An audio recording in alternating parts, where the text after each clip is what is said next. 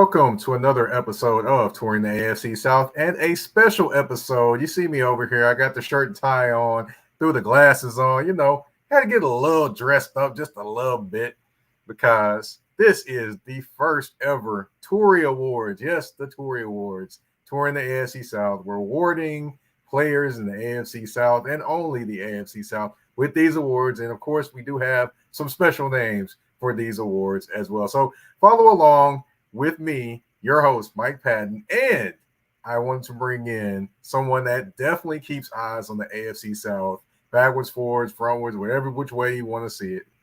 That'd be Mr. Ben Arthur from Fox Sports. How you doing, man? I'm doing well, Mike. Thanks for having me. I'm definitely underdressed for the Touring Awards, but I hope my choices will make up for that. But it's good to see you, man. It's been a minute, so let's get into this. Yes, sir. Yes, sir. And as far as the Touring Awards, I just want to also let everyone know me and Ben did not go over our selections together. We did not. It's just basically what we think. So there is no scripting to any of this in terms of picking who we picked. Just want to let everyone know. So without further ado, let's start with the first award, the Freshman Sensation Award. No, we're not talking about college. We are talking about Rookie of the Year on the offensive side of the ball. Now, I will tell you, there may be some double dipping with some of these awards just to get that out of the way. But, well, that's just speaking from my end. But I could not deny this man being the freshman sensation in the AFC South. I mean, everyone sees the way he plays, sees the things he does, sees the problems he causes for defenses. That would be Mr. C.J. Stroud, the Houston Texans, 4,108 yards, 23 touchdowns, 5 interceptions, 63.9% completion percentage, and he led the Houston Texans to the playoffs and now on to the divisional round of the playoffs against the Baltimore Ravens. Got to select C.J. Stroud. There's just no other choice for me. What you got, Ben? Yeah, for Mike, for me, it's the same. I mean, there is really no debate. I mean, C.J. Stroud, he's the runaway offensive when you talk about the entire league, right? Like he's going to win the offensive rookie of the year. He was getting MVP chatter, league MVP chatter at one point in the year. Does not look like a rook, has not looked like a rookie at all. Plays like a savvy veteran. All the records he's broken. I mean, he's one of, it's just him. What is it? Montana and Tom Brady. Those are the only three quarterbacks in the last 30 years to lead the league in passing yards per game and touchdown to interception ratio. And so he's in Hall of Fame, kind of a Hall of Fame category. You can't, I mean, there is really no debate for this award. As you said, led the Texans to a playoff win against the Browns, who, by the way, had the number one defense in the NFL, and he just embarrassed them. He completely humiliated them, and now the Texans have the chance to go to the AFC Championship for the first time in the franchise's history, and at the forefront of it is C.J. Stroud. So there is really no other debate for this award. It is Mr. C.J. Stroud. Yes, C.J. Stroud. Yeah, we may be sensing somewhat of a theme. You may hear that name again. You may not. You never know. You gotta stay tuned in. But of course, we're gonna move on to the next award. That would be the Young Pup Award. Now, I want to explain what the Young Pup Award is. You know how they call it the big dog, and that guy that got that dog in him. Well, I can't really say a rookie defensively has got that dog in him. I'm gonna say, hey, it's a pup. It's got to grow into a full-grown dog. So the offensive player of the year, the defensive player of the year as a rookie defensive player of the year, I got to go with Will Anderson. He had 7 sacks. He's always around the quarterback. He's, definitely affecting the game, even if he does not always get a sack. And he definitely is a leader on that team as a rookie, as is C.J. Stroud. So it's a clean sweep, in my opinion, for the offensive and defensive rookie of the year in terms of the AFC South. Do you have the same, or do you have a dark horse for that one, Ben? Mike, for me, it's also Will Anderson Jr. And again, just like how CJ Stroud is probably going to win Offensive Rookie of the Year in the NFL, there's a good chance Will Anderson Jr. could be the Defensive Rookie of the Year in the league. What was it? 7 sacks in the regular season, breaking the Texans' rookie sack record. So he's definitely on that track to greatness as far as the Texans are concerned. Um, I think with Will, I think the biggest thing is like those pressure numbers are really really high, and I think as he continues to progress, uh, ideally, right, those sack numbers will kind of climb up there. But I think from day one, being a high pressure rate guy, a guy who defends the run at the edge rusher spot, I think is big too. Defending the run is one of his best attributes, and he just plays so hard. D'Amico Ryans loves him. Was just raving about him the other day, and these last few weeks, as the Texans have gone on their run, he's been playing through a lot of pain and still producing in spite of it, playing through a high ankle sprain. Like if you remember, Mike, it was against the Titans. What was it? New Year's Eve. He only played 12 snaps and had 2 sacks. So I know it's the Titans who kind of had an atrocious offensive line this season, but yeah, Will Anderson Jr. is the real deal, and just like CJ on the offensive side of the ball, you have to give it to the Texans on the defensive side of the ball in terms of Rookie of the Year. So Will Anderson Jr. is my choice as well. All right. So I want to go back to the offensive Rookie of the Year, of course, the Freshman Sensation Award. I didn't give you any of the people that may have been in second place. I'll give you the second place person for this one for me. That would have been Tajay Spears for the Titans and his impact he had. I mean, the most all-purpose yards, I believe, in since back when I got to play for the Oilers for the Titans. So definitely got to say he had an impact as well. And then defensively, I mean, I looked around, saw a few people, but the only guy I could think about when he actually was healthy that made an impact as a rookie, Juju Brents. Juju Brents actually made an impact as a rookie. He just, he couldn't stay healthy all the time, but he definitely made an impact with his size and his ability at the cornerback position. Anyone else you can kind of think of maybe might have been in the running for those different, awards? Yeah, Tajay Spears is a good one, Mike. As you said, super productive, dynamic. Really offered a change of pace to Derrick Henry, over 1,000 all-purpose yards, as you said, and he's really positioned to be RB1 of the future. At least you would think in Tennessee. So that's a good one. I think if Will Levis and Anthony Richardson played more, they would maybe be in the mix too. I think both those guys have a bright future. But in terms of availability, plus talent and production, Tajay Spears on the offensive side of the ball. Defensively, apart from Will Anderson Jr., yeah, that's a tough one. Juju Brents, as you said, was good when he was available. He just missed so much time. It's really hard to really put him in that conversation. This is an under the radar guy, but I think Antonio Johnson from the Jaguars. He's like their third safety, fifth round rookie. He played really, really well when he got the opportunity to, and there could be like some cap casualty situations with the Jags. Like I think there's a chance Rayshon Jenkins isn't back for them, and Antonio Johnson could like blow up next year if given that opportunity. So that's like a distant second or third place, but Right. but yeah, I think that's pretty much it, Mike. I mean, the defensive rookies in the AFC South. I mean, when you talk about like overall production, like it really wasn't there. I mean, Jalen Jones, a corner for the Colts, played a lot, but he had a lot of ups and downs. But I think just being a 7th-round rookie and starting as much as he did, I think he could make a big year 2 jump. But yeah, it's really hard to put anyone in that conversation with Will Anderson from the Texans on the defense. Right. So We're gonna go to our next award. It's probably not an award that anybody thinks about, but it's the "Don't Forget About Me" award. The guy who impact can be easily overlooked.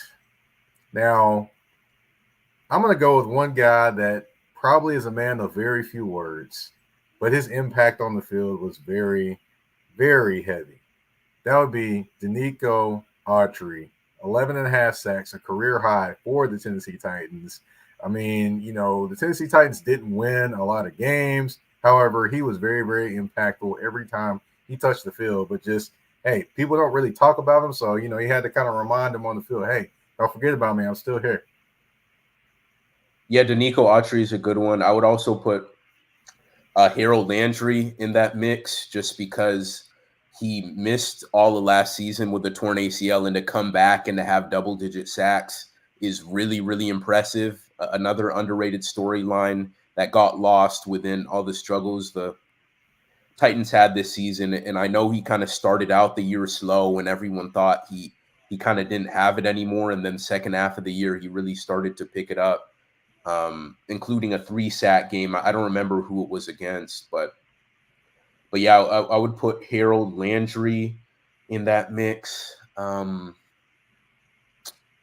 Remind me of the specific name you had for that award, because there was another guy I wanted to bring up.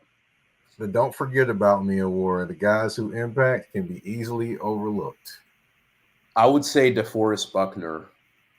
He has been so productive for so long, and people kind of forget that he's with the Colts. He's consistently been like a top 5 defensive tackle for the last, like, dating back to his 49ers days. And Mm-hmm. I think his consistency, I think, is kind of has led people to maybe forget about him. Like, and he's been the anchor of the Colts for several years, and always get, like, every year you see his numbers 7, 8+ sacks from the D tackle spot. And so that's really impressive. So I would say probably him. I mean, Harold Landry, as I said, I think is a candidate too, but DeForest Buckner, because I just feel like people just forget about him because he's been so good for so long. And but he's right up there too. So I would say him. He's my choice. Gotcha. So a little Colts versus Titans action right there. All right. And the next award we're going to go to is the Come Up Award, a player that no one was talking about, but people really knew about by the end of the year. My choice for that one has got to be Nico Collins, the Houston Texans. I mean, before the year, people were talking about, I don't know if he's ever going to reach his potential. Is he going to get cut? Or anything of that nature. And then he goes out there and throws up 1,400 yards and becomes the number 1 wide receiver for the Houston Texans. I bet you people are not going to forget about him now, or people are going to know who he is. Because, I mean, be honest, a lot of people did not know who he was. That could honestly be somebody for like the Come Up Award as well. But for the Don't Forget About Me award. But then again, nobody really remembered Nico before this season anyway. So it's just definitely an amazing story, going from a guy no one really talked about to now he's like, oh, you got to guard that guy. He could definitely hurt you. But who's your choice, man? Yeah, so you said it's the don't wait, it's no, it's the Come Up Award. Come Up Award. Okay.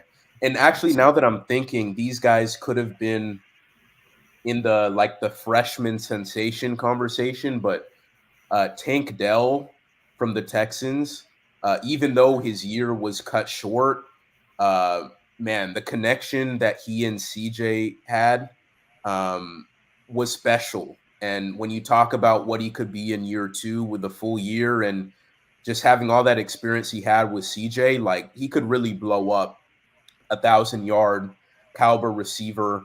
So he's definitely an up and comer. I mean, I won't be surprised if he, long term, he's the number 1 receiver for the Texans.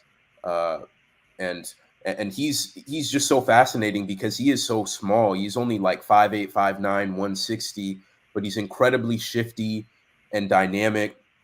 And just added, along with Nico Collins, gave that Texans offense that big play, like take you know break the get off the top of the defense, right? Just in Mhm. terms of like those explosive plays. And then another guy who, again, I think could have been the freshman sensation conversation, Anton Harrison, the right tackle for the Jaguars, first round pick. I think just with offensive linemen in general, like they don't usually get love for these awards. Um, but he has all pro potential. Like you look at his numbers, and he played through a shoulder injury for most of the year and was a Pro Bowl caliber right tackle for a good portion of the year. And um, I think he's definitely an up and comer too. Um, so I would say those two guys. I would say uh Oh, come co aboard. yeah. Okay. All right. All right. Well, we've reached the halfway point of the Tories, and we're gonna take a quick commercial break. And the Tories don't pay for themselves, so we're gonna take a quick commercial break on touring the AFC South, the Tory Awards. We'll be right back with the rest of the awards. A shift. A shift is something that happens and changes the dynamics. And that's what happened when Garrett Logistics was born. After 10 years as a sales pro in the logistics world of sporting goods, John Garrett decided to pivot to the world of freight and start a brokerage. So you're saying to yourself, why trust Garrett Logistics? Well, Garrett Logistics helps shippers improve overall workflow, along with increased on-time pickup and delivery percentages. Last-minute loads, multi-drop pickups, and more are part of the services with Garrett Logistics. They're available Monday through Friday, 7 a.m. to 6 p.m., and Saturday, 8 a.m. to 12 p.m., all times Central Standard Time. So give them a ring at 615-400-8484. That's 615-400-8484, or you can email them at john@garrettlogistics.co or visit their website at garrettlogistics.co. Garrett Logistics, where the motto is, it's not just freight to us, it's your business.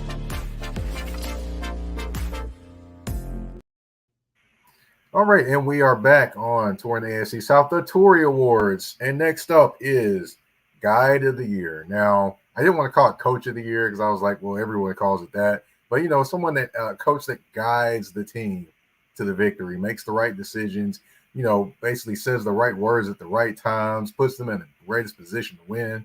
Now, you can make a case for Shane Steichen and how he basically helped lead this team on the brink of being in the playoffs with a backup quarterback in Gardner Minshew. However, you do have to go with the guy that tripled the amount of wins for the Texans in 1 year. In the last 2 years, they were pretty horrible. This year, they were really, really good. The coach of the year, the guide of the year, goes to D'Amico Ryans to me. I mean, he's done above excellent. He has done just a great job with the Houston Texans. I could not have saw this coming this year. Ben, you got him or you got someone else? Yeah, definitely D'Amico, but just for the sake of a clash, so to speak, I'm just gonna go with Shane Steichen. I know they didn't ultimately get into the playoffs, but everything that Shane Steichen had to overcome and for the Colts to still be as competitive as they were was super impressive. Anthony Richardson out for the season by week 5. Jonathan Taylor missed most of the season. Right tackle Braden Smith missed most of the season. Not even to mention, like with Anthony Richardson, having to kind of completely change your offense for Gardner Minshew, who's a completely different quarterback. And for them to still be a top 10 scoring offense was extremely impressive.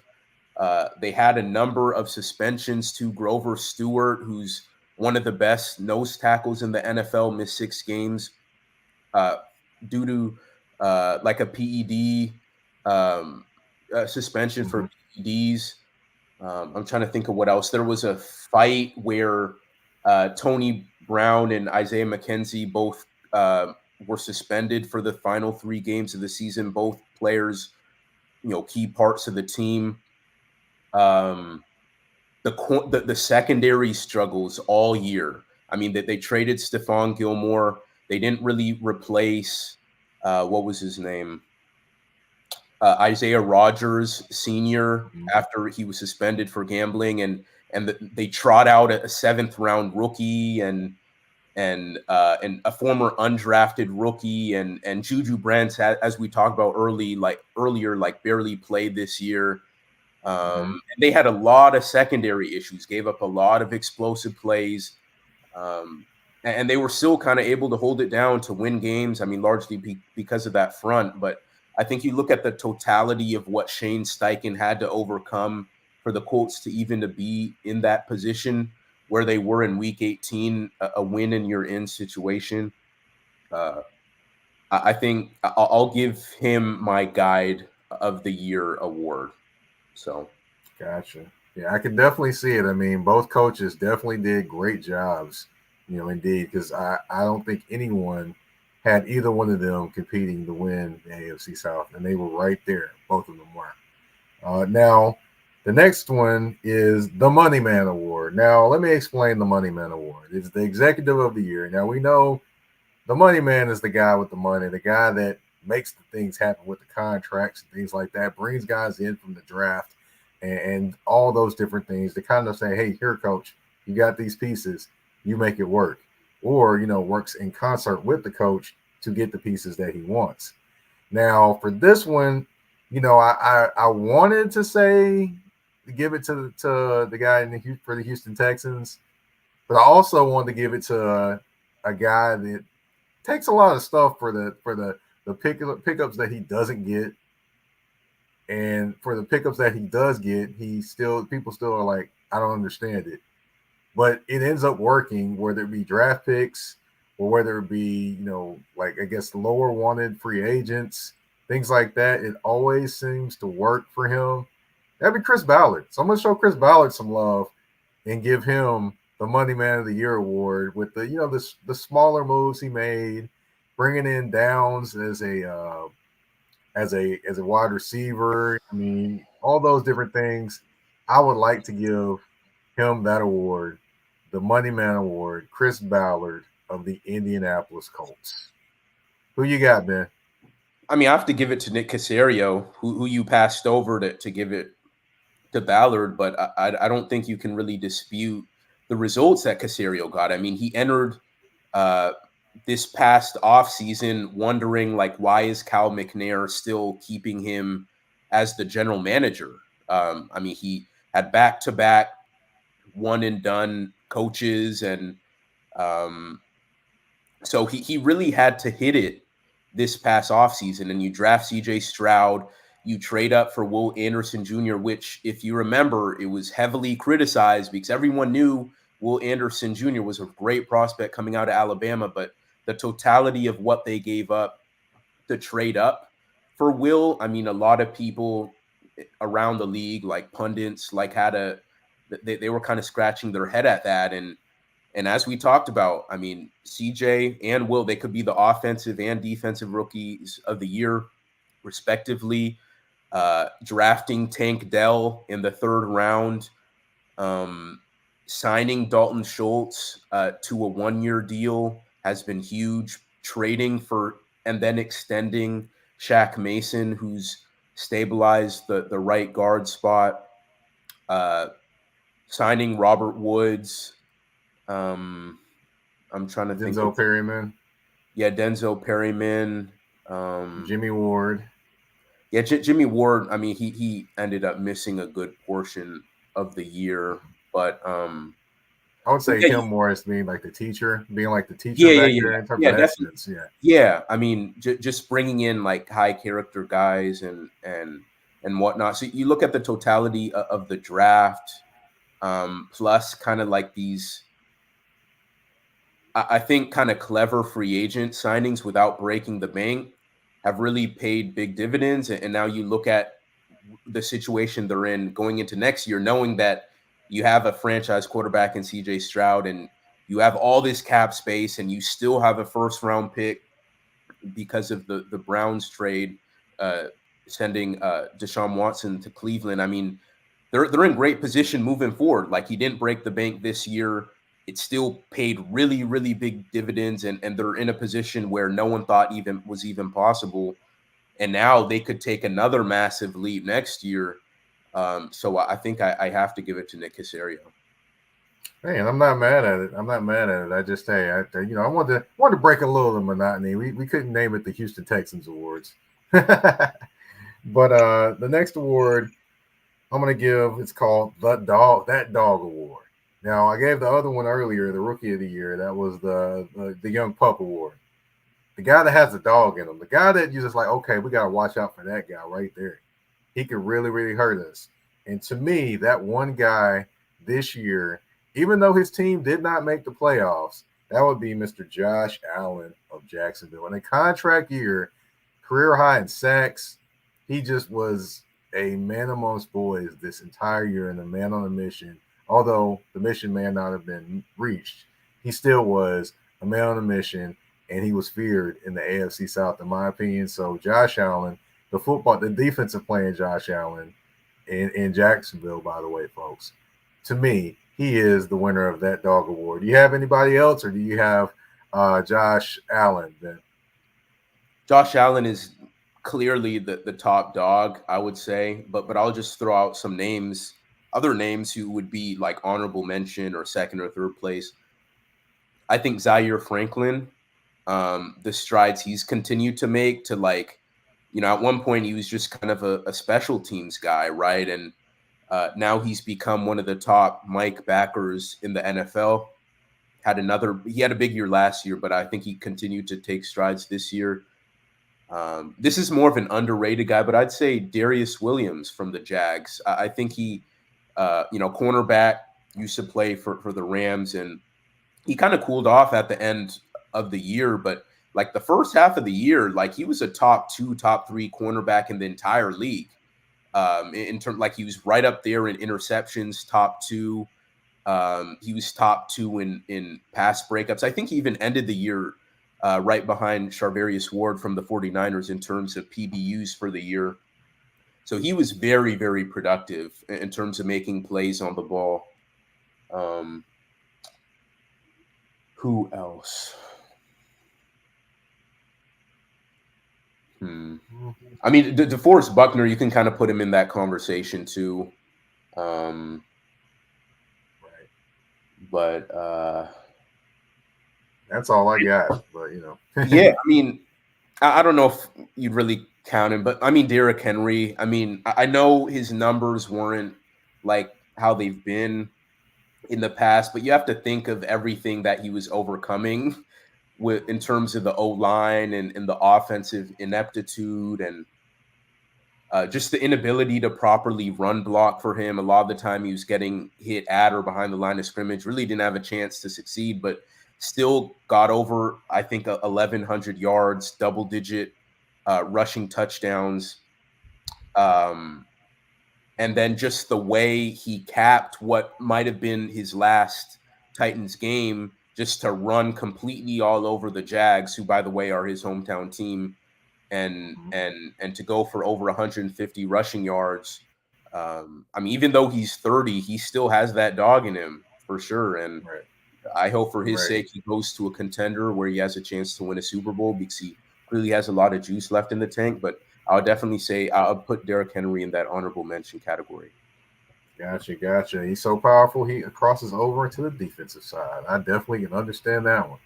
But hey, he definitely did his thing. And I will say, when he said that in his speech, he grabbed the mic, I was like, yeah, that's it. I knew it. It's when he grabbed the mic, he threw the peace sign in the crowd. I was like, yeah, it's over. He's leaving. But the next award I've got is the Baller Award, the Offensive Player of the Year.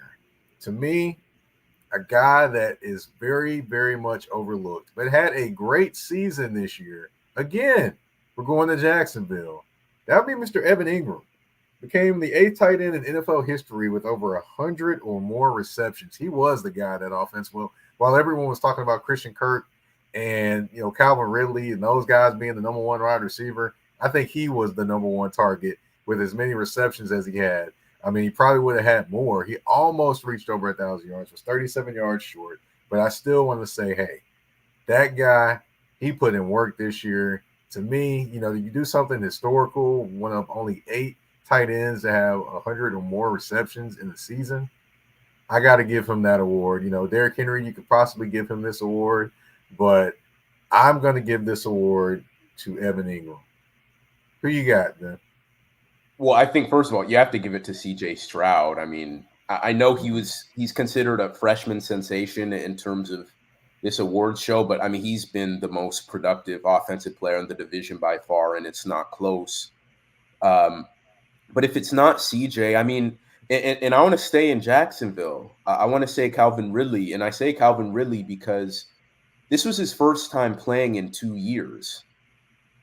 Like, the rust he had to knock off, being with a new team, with a new quarterback in a new scheme,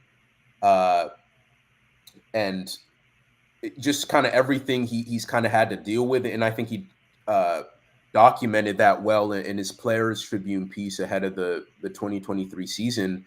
But to come back after 2 years and, between the mental health stuff and then the suspension for gambling, and to still be a 1,000-yard receiver, which, by the way, he was statistically the Jags' number 1 receiver in terms of receiving yards. Evan Ingram was their top guy in terms of actual receptions, but in terms of production, receiving yards, it was Calvin Ridley.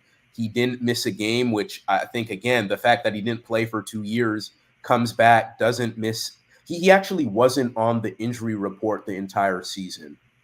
Like, he didn't, not even like a toe or an ankle. Like, he practiced every single day for 18 weeks. So I have to give it to him. I would put him in the mix as well. And he was so good. And this is an underrated part. He was so good at drawing defensive pass interference. He actually believe he led the league in DPIs drawn. I don't remember the exact total, but he had hundreds of yards drawn or yards gained from DPIs. And I know that's not like an official stat, but he was one of the league leaders in that, just showing how much opposing defenses respected him and how dangerous he was. So I would definitely give strong consideration to Calvin Ridley because of how productive he was, in spite of everything he had working against him, in spite of missing so much time and just his consistent availability. I would put him in that mix too. Cool, man. It is an award show. It isn't a debate show, but hey, definitely I could say Calvin Ridley did his thing. Yeah, definitely for sure. And Jacksonville, it's like we're talking about Jacksonville and having these weapons, and it's just interesting that they just did not make the playoffs. But that's another show for another day. But the last award, we're gonna call that one the King of the South. The King of the South award. That is the overall MVP of the AFC South. That's where I'm going to throw CJ Stroud. CJ Stroud is, to me, the most impactful player in this division at this point in time. He took a Houston Texans offense that was pretty bad on Davis Mills. He took Nico Collins, made him a very good wide receiver. Tank Dell comes in, boom, he's the guy. Dalton Schultz had a good year. Brevin Jordan has taken it to another level as well. With the offensive line pieces they had, just with everything going on, and with him and the belief that the Texans have in him, on the defensive side and the offensive side, and the production that he put with it, I've got to say CJ Stroud is the King of the South, aka the MVP of the AFC South this season. Yeah, Mike, I would say the same thing, and I feel like CJ has been my pick for a number of these awards, but that's just how good he's been. And I just and I think what makes him so impactful too is sometimes like he's just able to transcend the issues the Texans have. Like, there have been games where they didn't have a run game, or they missed 4 offensive line starters, or the defense completely fell apart, and they still won because of CJ Stroud's greatness. I think that's a true testament to his impact and why he's a legitimate like franchise quarterback. I mean, I don't think I could pick 4 quarterbacks in the entire league right now over him right now.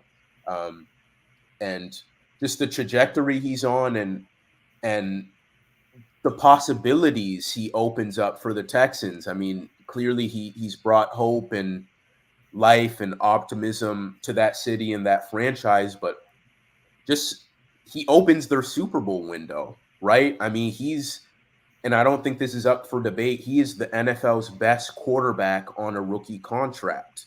And so when you think of the jump the Bengals were able to make when Joe Burrow came, when Patrick Mahomes started to, I mean, he didn't start as a rookie because they had Alex Smith, but as soon as he started playing, you saw the trajectory they were on. I mean, you have to with the way things are going, it looks like the Texans could be on that same caliber trajectory. Of course, a lot of things have to go their way, but that becomes possible because of CJ Stroud. So yeah, this is a no-brainer for this award. It is CJ Stroud. Well, we have reached the end of the first ever Toury Awards. Ben, Arthur, I want to thank you for coming along this ride with me. Hopefully next year we will be able to do this again. If you can, give everyone where they can find you on social media and what all you're getting into next. Yeah, well, first of all, Mike, thanks for having me. Honored to be on your show again. I know it had been a minute, but yeah, for those who want to follow me, I'm on X, Instagram, and Threads at Ben Y Arthur, one word. Pretty simple. That's where you can find all my AFC South coverage for Fox Sports. You can also find me on foxsports.com and go to the personalities, search my name. You'll see all my stories. Fox Sports app, same situation. And yeah, I mean, that's pretty much it. In terms of what's next, I mean, I'll be covering one of my teams is still in it, right? The Texans are in the divisional round playing in Baltimore. So that's where I will be covering that game on site. So looking forward to that. So I guess the listeners can look forward to my coverage of that game, but otherwise that's pretty much it. All right. And of course, I've been your host of the Touries and host of Touring the AFC South. That would be Mike Patton. You can find me on the artist formerly known as Twitter at Mike Patton 82. That's MikePatton 82. Always got to show honor to Prince, one of the greatest musicians of all time. The artist formerly known as thing. But of course, you can find me on Instagram and on Threads at that's THA, not THE, _general_MP. Touring the AFC South. You can find it on Spotify. You can find it on Apple Podcasts. You can find it on iHeartRadio, Amazon Music, you name it, we are there. And you can also find it on YouTube where you can actually see us. All right. I want to thank you all for tuning in to Touring the AFC South with your host, Mike Patton. We're out.